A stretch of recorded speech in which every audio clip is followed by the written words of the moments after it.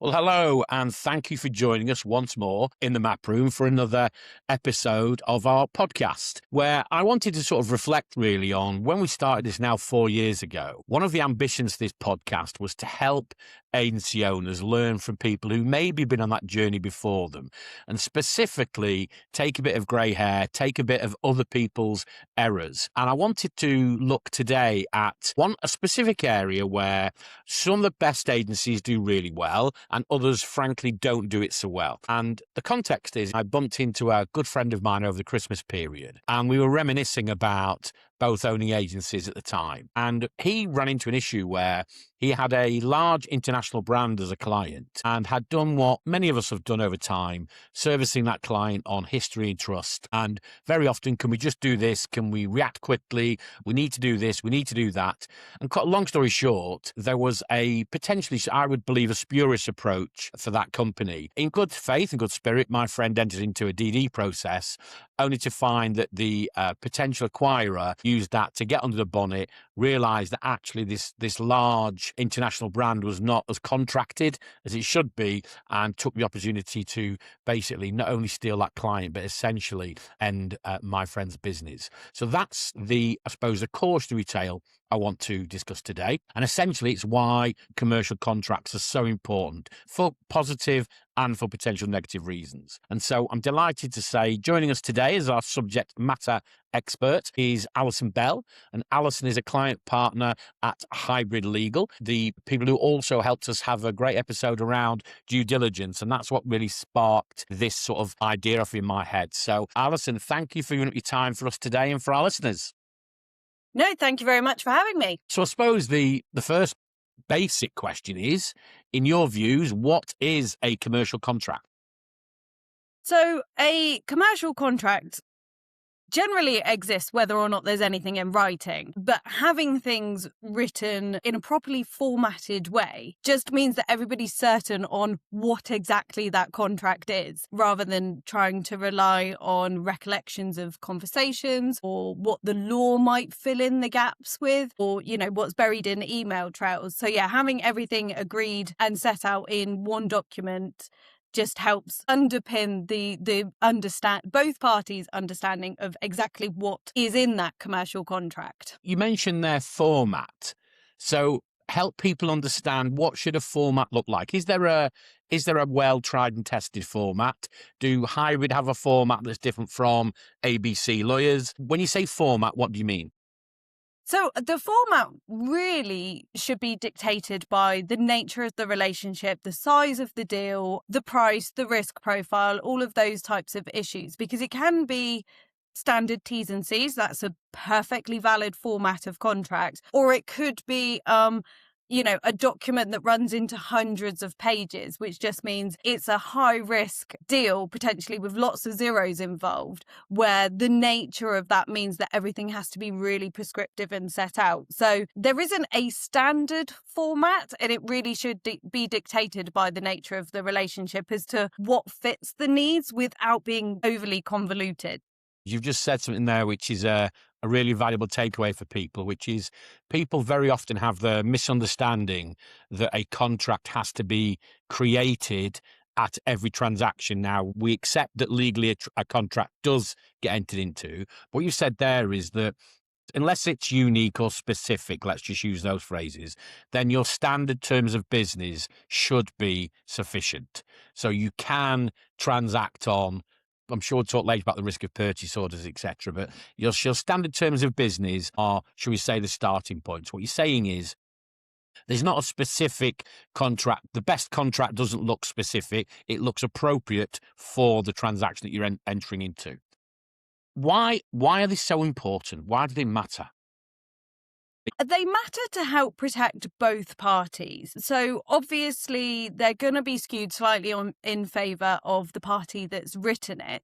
But a good contract is a well-balanced one so that it doesn't get heavily negotiated each time. But it helps set out both the commercial and legal risk posed by a particular deal. But it can also be a playbook that the parties can turn to when something happens if it's set out in the contract what the process is, then there's no room for dispute at that point in time. No party is left feeling disgruntled, albeit they might not like the outcome. They can see where the other party is coming from in taking a particular approach. So whether or not that be in relation to changes, all those little justs that you referred to, or what happens if you send something to the client for their approval and then they just sit on it, what happens? And having that document to back up the approach that you're taking can help ease that relationship.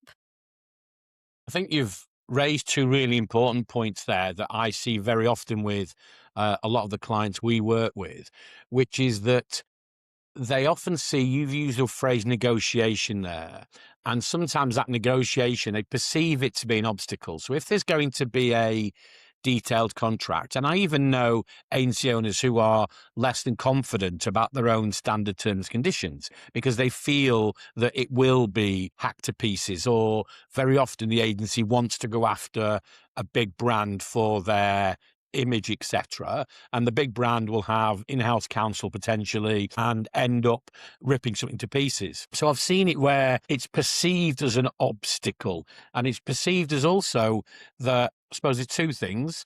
There's the obstacle perspective, which I'm interested in your view on, but also the thing that very often, by the nature of the individuals, very much in the creative space, the agencies are all about chemistry and they're all about us trusting the people and feeling part of them.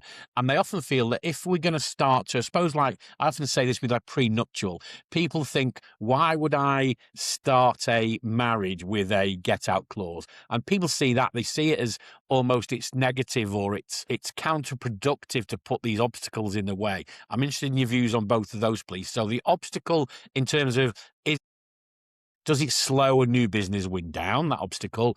And also, is it an obstacle to a relationship? So, yes, some parties can see it as an obstacle. And again, that comes back to the nature of the document and the nature of the relationship. Is it a really lengthy document for a very simple deal? And by very simple, that doesn't necessarily mean low cost, because low cost could be high risk, for example. So it is that balancing act of all of those things.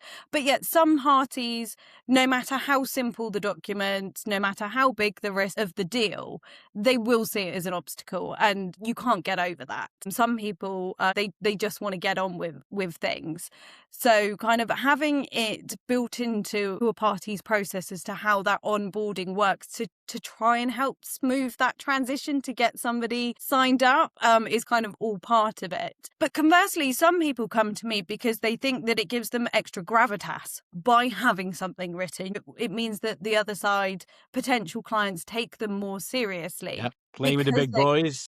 Yeah, because they've got everything kind of documented and they've clearly considered it. So, it's kind of, okay, they take this very seriously. They must take their work very seriously and kind of give them that extra standing.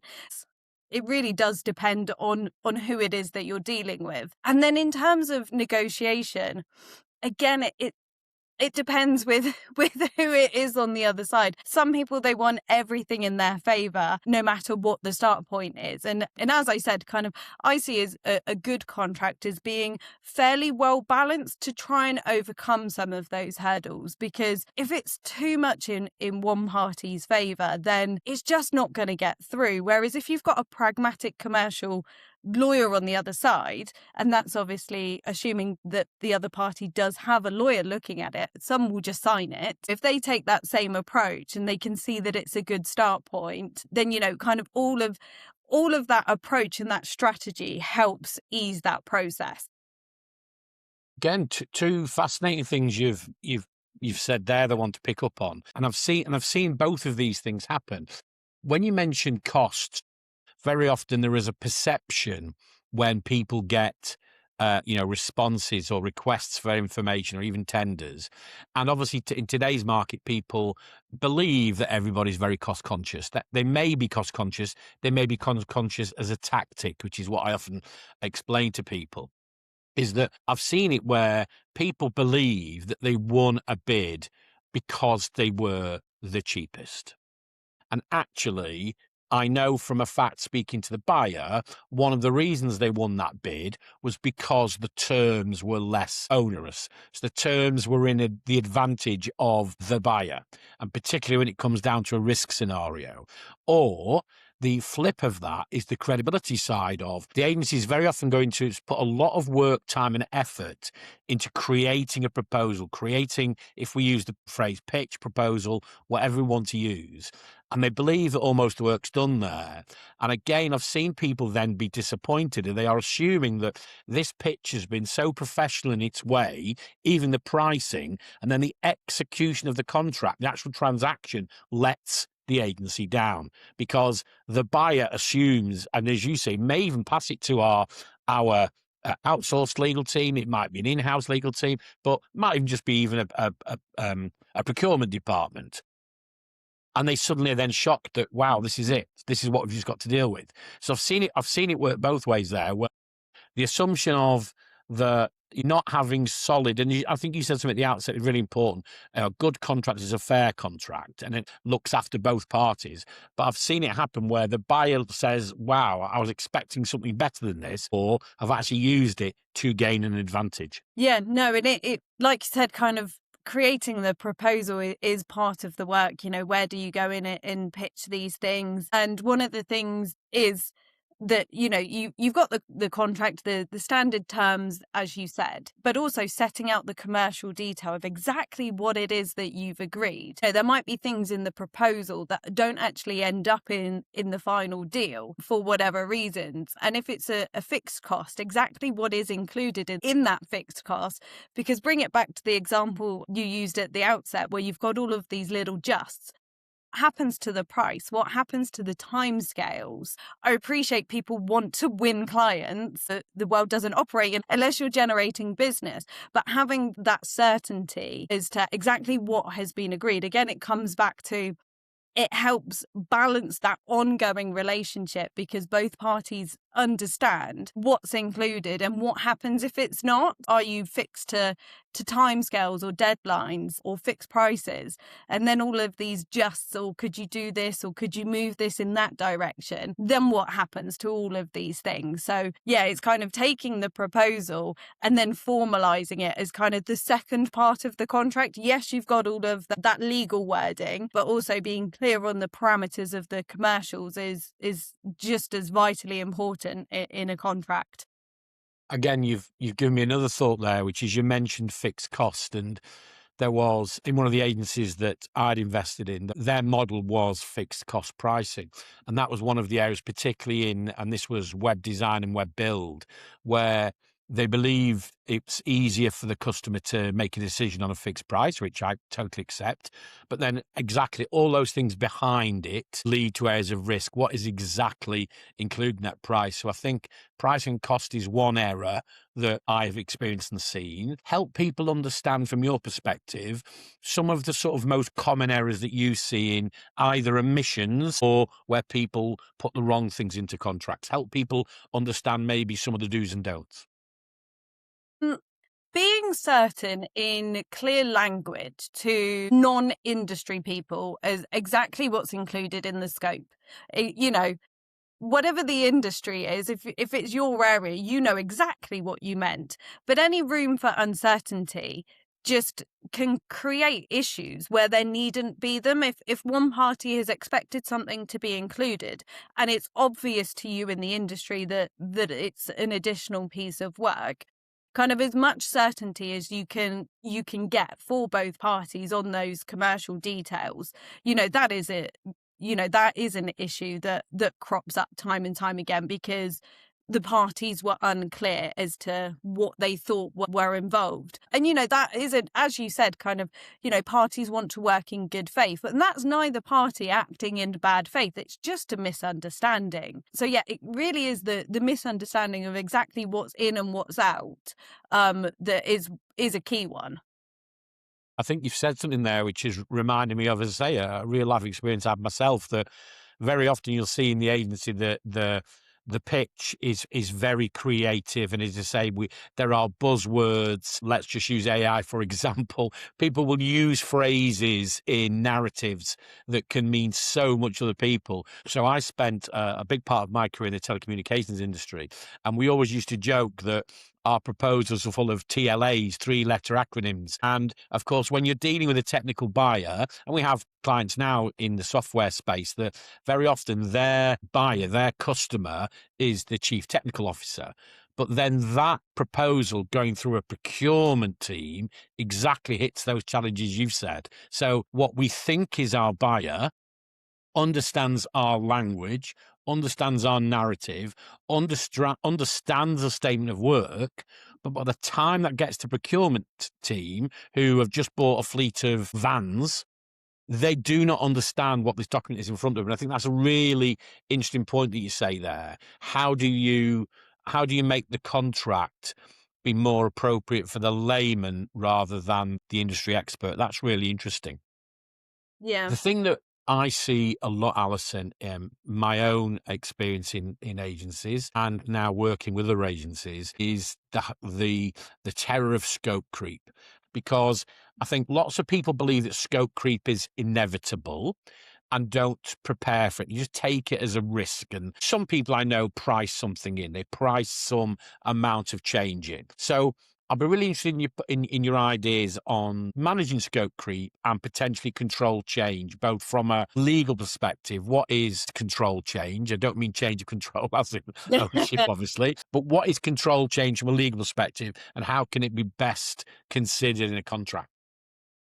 Yeah, so again, it comes back to have a scope creep. You need to be clear on what the scope was in the first place. So yeah, again, really important point. Clarify, be crystal clear on what the scope was. And then it's not just price that it can have an impact on. It can also be timescales. It can also be whether work is covered by the contract and any protections you've got in the contract cover those additional pieces of work. So yeah, so it is important to manage them and have something in the contract which sets it out, which, clearly defines what happens where there is a change. Now, very often these changes are small incremental, which are the ones they more often slip through the gaps with nobody properly managing them. And it's only kind of a bit further down the line when you had all of these small changes that you suddenly realise, hold on, that's had quite a big impact. We want to do something about it now, which is sometimes too late. And I say that because, again, it comes back to managing that relationship. If you suddenly say, oh yeah, all of this work that we've already done was additional and you have to pay us X pounds more, that's not going to go down so well as if you manage it slowly and say, okay, that's additional. There could be a price implication. Or even if it's, showing things on invoices, even if you invoice them at zero, because, you might let things slide for a little while, but then it gets to the point of, no, we want to charge for this piece of work, but you've used the contract and the process in there to help manage the client's expectation kind of throughout the process. So again, it's coming back to using it as a tool to help smooth things, right? Because if there wasn't a change process in there, and you suddenly tried to charge them for this additional work, it could disrupt the relationship more, which is why it's beneficial to have in there as a tool. You've said something there that I think's really interesting, maybe just to go back on as well, which is the idea or the concept of the zero charge invoice. And I've raised this with a number of clients that think I'm balmy. Why would we raise an invoice that's got a zero on it? And that comes back to, particularly if you're delivering a large project, what is accepted as outside of the original scope. Because if you come to sign something off, if it's a long-term project, 3, 6, 9, 12 months down the line, what's everybody signing off? What if that little change that you agreed to creates a bug or a problem that gets found in 12 months' time? Who's responsible then for that? So that's the bit that I think the importance of recognizing the little amends, let's say, and the tweaks that people very often, as you say, let just go by. But, a tweak a week adds up. But also the fact that when you come to finally get that, or more importantly, very often, and you'll know this you'll see many contracts where there are support things. There are very often the agency believes that their job is finished when the client signs it off. But what you might not have really recognized is in that contract, it says that this must still be fit for purpose in 12, 18, 24, 36 months time or whatever, particularly if it's a software solution. And I've seen that happen where it's just been important for everyone to agree along the journey that these were little accepted changes, and how do they get understood in the final sign-off of a project. Yeah, as you said, kind of, tying it into what the warranty periods are in a contract. And yeah, as I said, ensuring it does form part of that contract and those protections that are in there, such as your warranty period, and not something else that sits under a different, unknown, unwritten contract. One of the biggest, I would say, I'm going to use the word project creep again, that I see that people don't always seem to plan and hits them the hardest is when something pauses. Most agencies will have priced an amount of capacity over a period of time. So this many bodies for this many weeks is this amount of cost to client and obviously cost to the supplier. And they'll have something in there that talks about, as you say, change of scope. So you can have this many iterations on a design or whatever it is you're providing. But we've both seen instances, and often for reasons outside of the direct control of the supplier, and sometimes the team you're delivering it for, the project gets put on hold. We can go back and use COVID as a wild example, but there's also little issues, and it could just be sickness of a team member. I've seen it with sickness from a project manager from a client side that says we're just going to have to stop this for 5-10 days. Now, to that customer, that might not be a big issue. The supplier and the agency, sometimes it's huge, and that's an area that I see as scope creep that people don't seem to recognise. They seem to build in this change, that change, because they're just assuming their staff will be working on a slightly different iteration of that design, let's say. But how do you cope with, how do you plan for, and how do you consider pauses in projects? Because that's real cost to you as the supplier. Yeah, so there's kind of, as you said, there's many reasons why there could be pauses. It could just be that something is sat in somebody's inbox and they just haven't got round to it yet. You might have to send aspects at various stages in a project to the client for their sign-off or approval, or you could be waiting on materials from them. So having a process in there which gives various options to the supplier depending on what exactly suits the circumstances. One could be to charge any upcoming milestone payments. If something is waiting on approval and there's a milestone linked to approval at that stage, allowing them to invoice it. Or there's the concept of deemed approval, which means we give you a certain timescale. If you don't come back to us, we'll assume that you were happy with it and we will keep cracking on with things. And then, the worst case scenario is potentially that gives the supplier the right to terminate. Now it's in there as a fallback position. Yes. Because where there is these huge delays and it is just no longer viable to keep that team waiting around or the work that might be involved to pick it up again and remind everyone of where they got to or exactly what they were aiming for, giving the supplier the opportunity to just walk away. It's very rarely used, but it is something to consider having in there for a worst case scenario type situation. Obviously, you're going to generally want to maintain that relationship and not want to call on those types of terms. And it's more likely the things along the lines of, we can invoice you, we aren't responsible for any flow down, knock-on effect on timescales or deadlines and those types of things. It's funny you say there that about this concept of relationship, and I believe this. And coming from an outside industry into the agency space, is I would often say to people that some of the best relationships, there is a mutuality of respect, and they're built on a respect of a position. And if the buyer thinks they can manipulate, some of them will. Not the best don't, but some will. But also, I think very often the agencies are too keen to think they're helping that client out when they're not in that instance. And as you say, the one you just said there, I used to call it pending approval, but it's the same thing that says we build something in that says, in the same way that most small business owners recognize the bit about, I can put something in my terms conditions that say I have the right to charge a percentage of interest on payments not made within 30 days, 6 days, whatever the agreement is.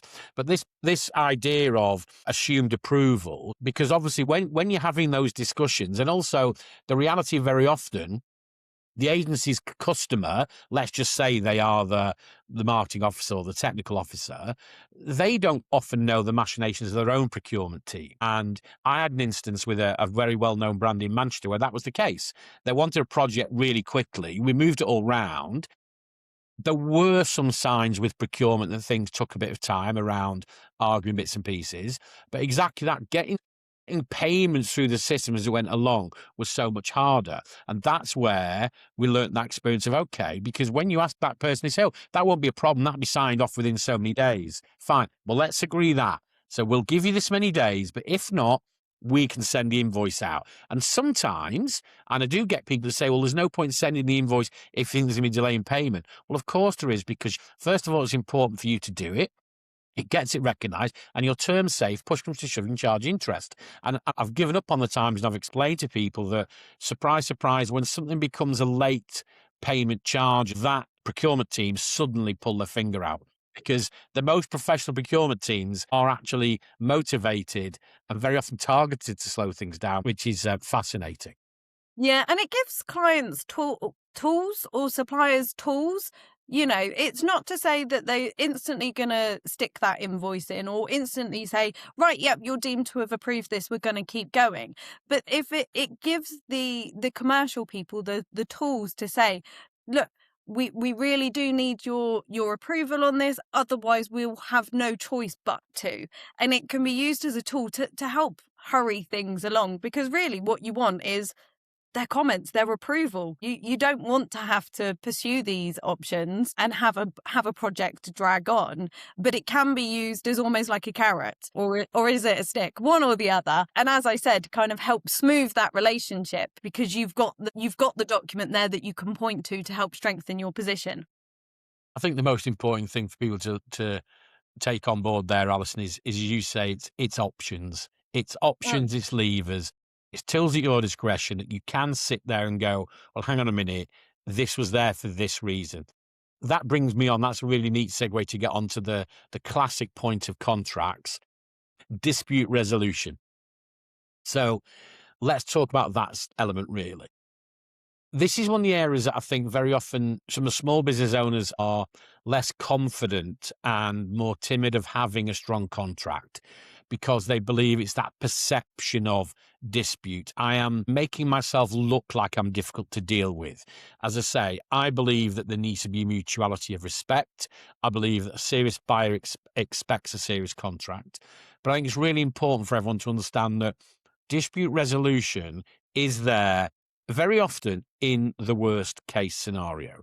It's not saying I want to pick a fight, but it's there to say these are the tools in my armory if we get there. So your views on dispute resolution and people's maybe attitudes to it would be useful.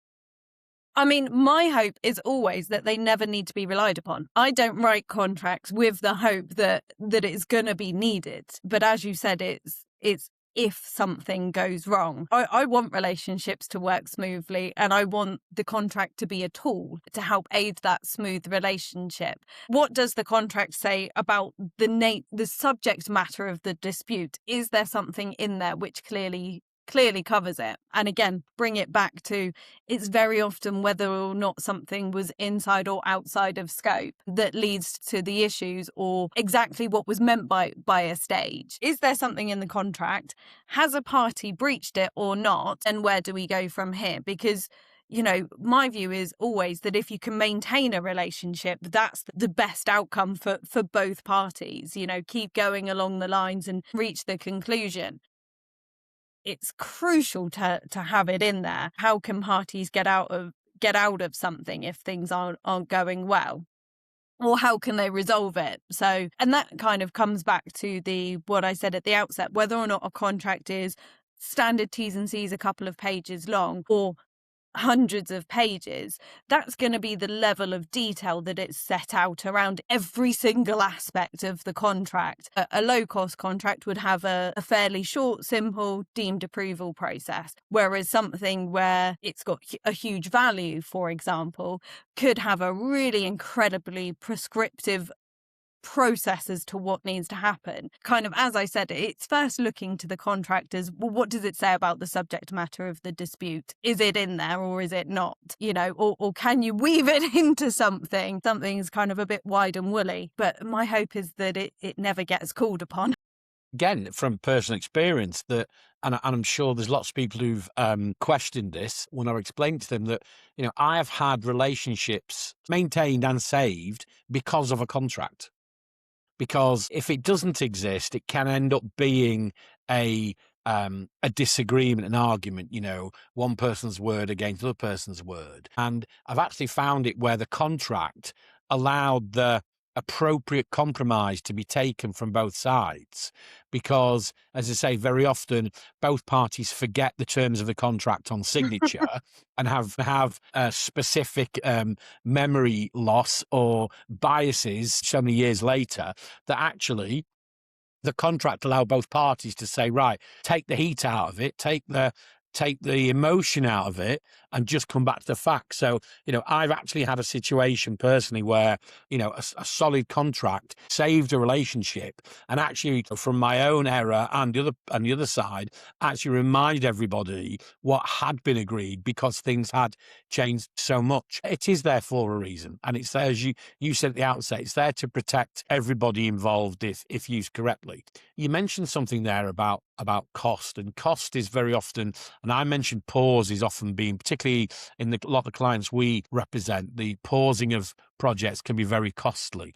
But some of the biggest cost impacts that people see historically later is that about liability. And very often we'll see somebody will be dealing with a new client. And as I say, lots of agencies want the big brands on their website. Are involved in an event. It happens each May. It'll be happening this 1st of May this year, called the Bulletproof Agency Network. And that's in partnership with a legal firm, but also with an insurance provider, Riskbox, that looks after lots of agencies.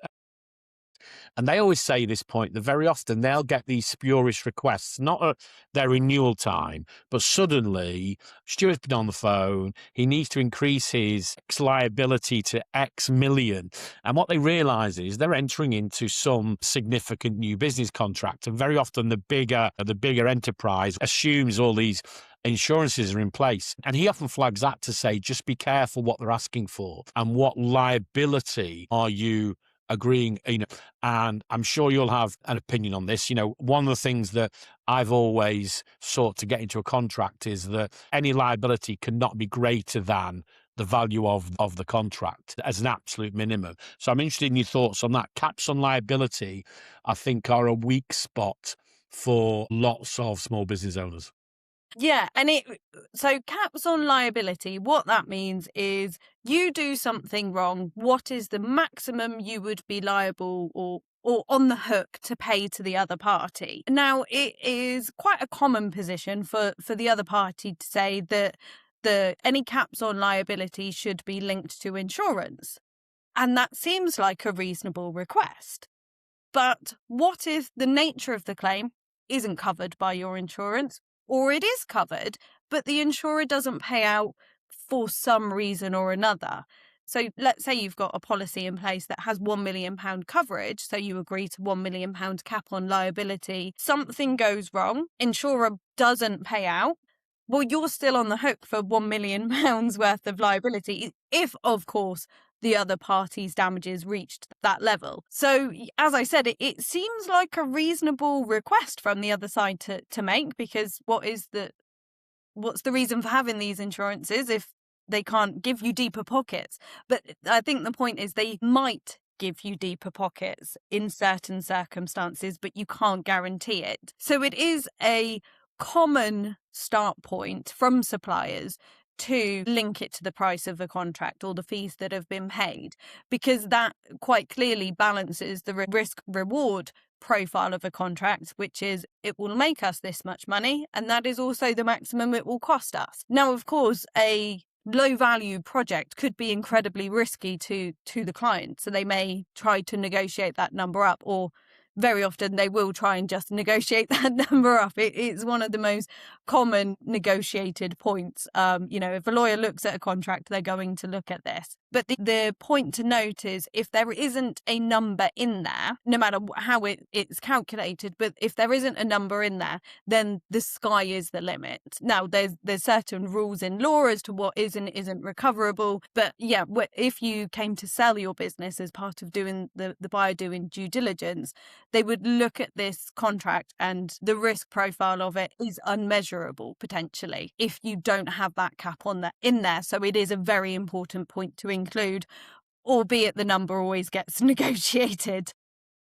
Interesting. You've gone on to something there that I think is well worthy of some time, is that the point that people believe very often contracts exist for the here and now. So you and I agree to do something and a contract exists. And we forget that very often in the business world, as you say, there is that event down the line. And we just said it there. In a perfect world, somebody builds a beautiful agency and someone comes along and gives them a load of money for it. So, so many people have that aspiration for their journey. We've both seen it, I'm sure, fall over so many times when we have the agency that has the fantastic logos on their website. And when due diligence comes in and starts digging under the bonnet, these contracts do not exist. I spent a significant part of my career in advertising funded publishing. And this was an AIM-listed business. And there was one of the operations in London that did these trade magazines.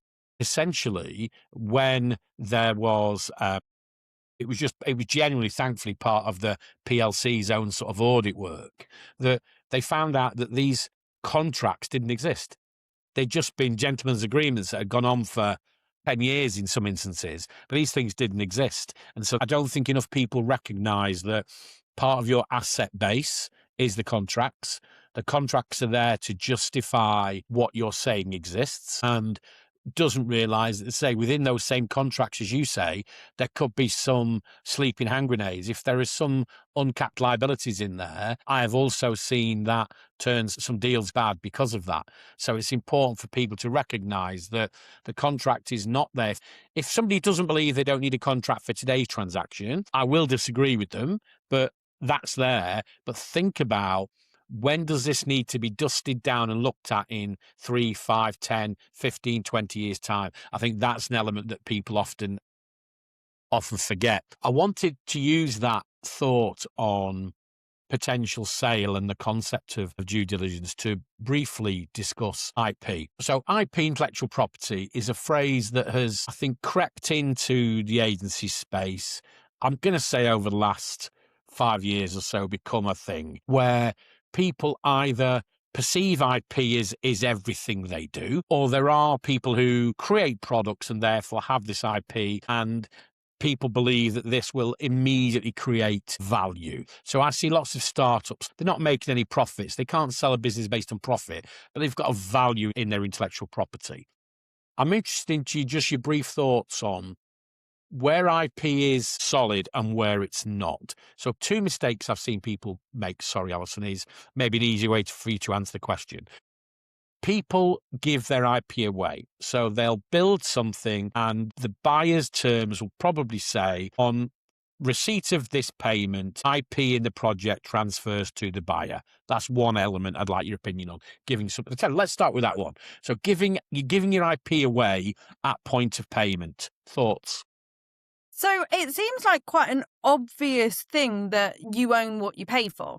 So if you've paid a builder to build your house, well, obviously you own that house, not the builder. But it's not quite the same when it comes to creatives. Let's say that an agency is engaged to create a website, which a client pays them for. And the client says, we want to own that website. Seems reasonable. They've paid for it. But the point is that there are so many nuanced aspects of intellectual property that will exist in that output, the end result of the website, that it isn't appropriate for the client to own it. So, for example, there will be lines of code that do standard functionality that exist across all websites that the developer will want to reuse and probably has used in the past.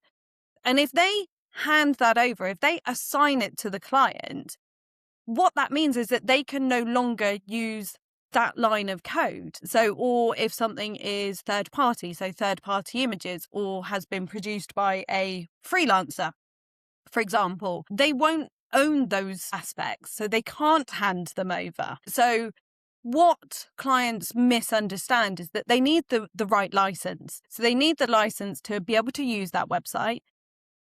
The developer needs to consider if the client should have the right to further maintain and support and further develop that website, or if actually that needs to be in it or should be an additional revenue stream for them in the future. Neither is wrong, and agencies do it both ways. Some hand over all source code and say, no, you can further develop that. And some say, no, you need to come back to us. So they generate that additional revenue stream. But people misunderstand the whole and forget about all the individual components. And the answer is not the same for all aspects. So just giving a blanket assignment is dangerous to the agency, because they could find themselves open to all sorts of infringement challenges, which could be from their previous clients, from any third party content that they've included in there.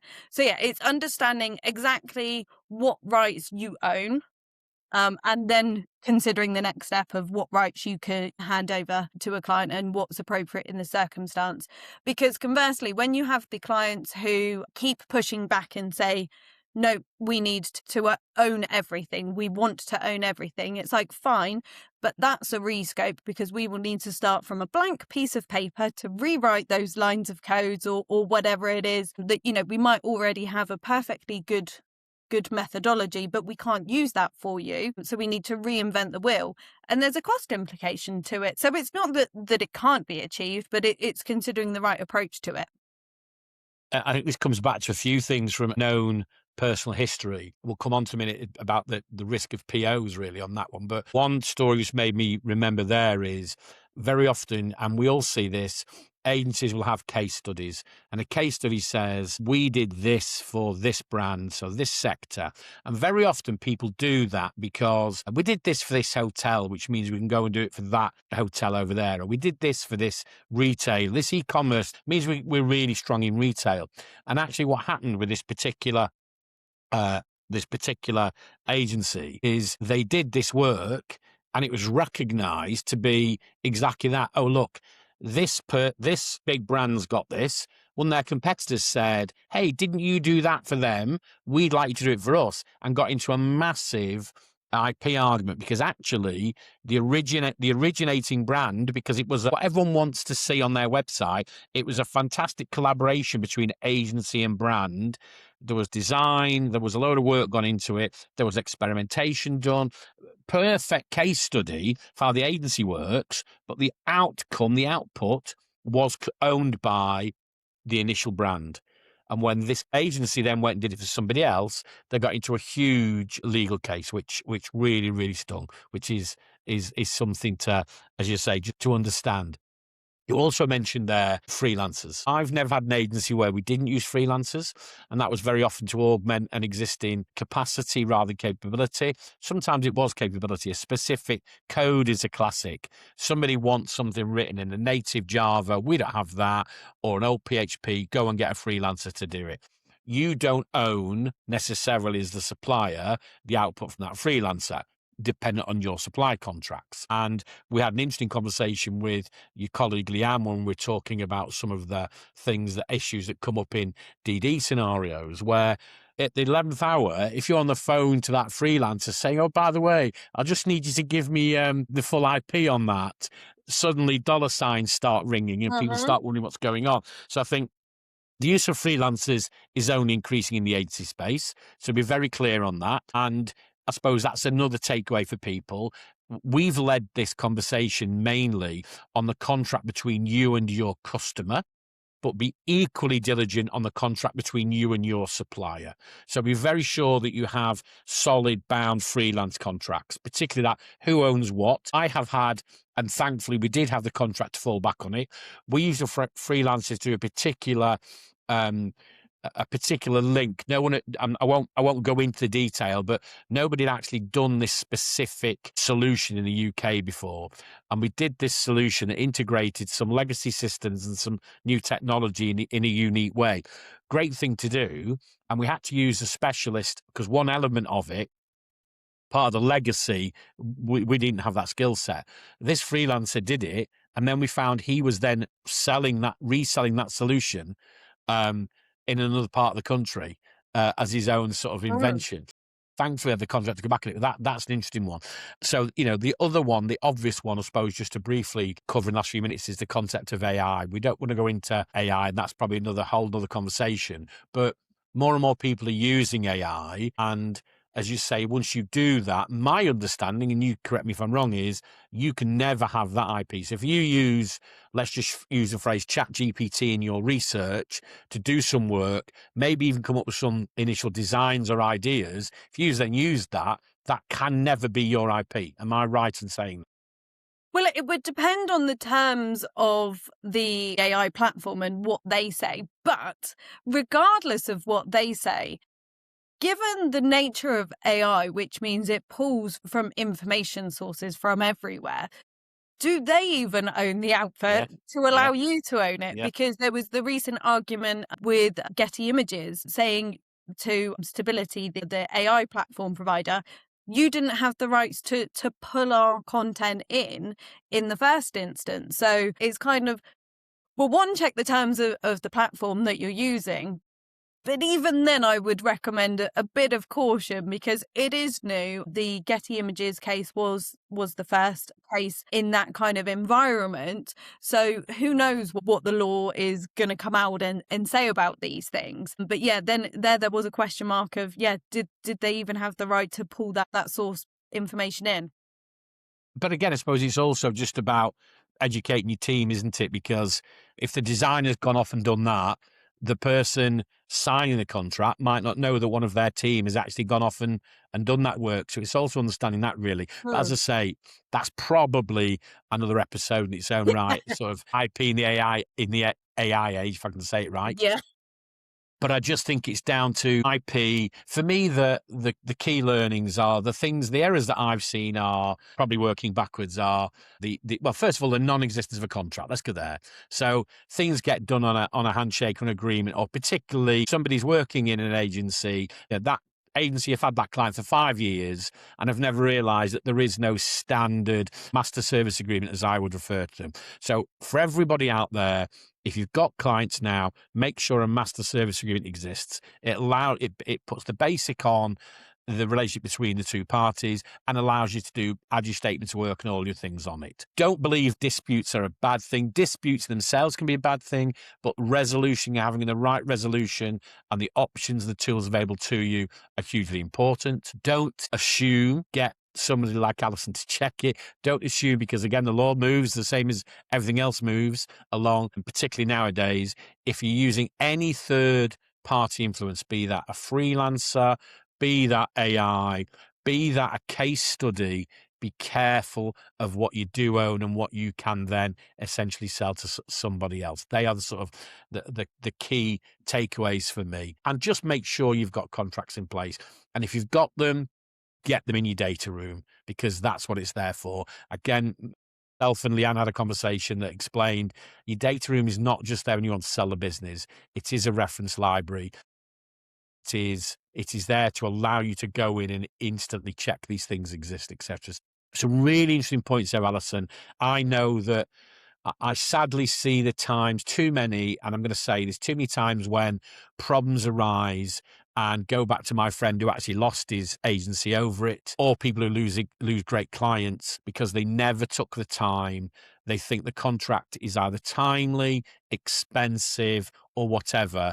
And as I always say, it costs people 10 times as much to retrospectively fix something. Make sure you've got your contracts. Make sure you can find them, whether that's for yourself or potentially someone else's eyes in the future. So thank you very, very much. What I always say, Alison, is if this is resonating with somebody and they either have something they want to understand or want to run something past you, how does anybody find Alison? Yep. So I work for Hybrid Legal. So you can either contact us via our website or some of our socials, or my email address is alison.bell@hybridlegal.co.uk. So yeah, always free to drop me a line or find me on LinkedIn. Wonderful. Well, all that remains again is for me just to thank Alison for your time. I can sit here and speak about business ownership for a bit of time, but the subject matter experts really bring the expertise to the table. So thank you. Thank you for everybody who's tuned in again, and hopefully we'll see you sometime again soon in the Map Room. Bye for now. Thanks. Bye.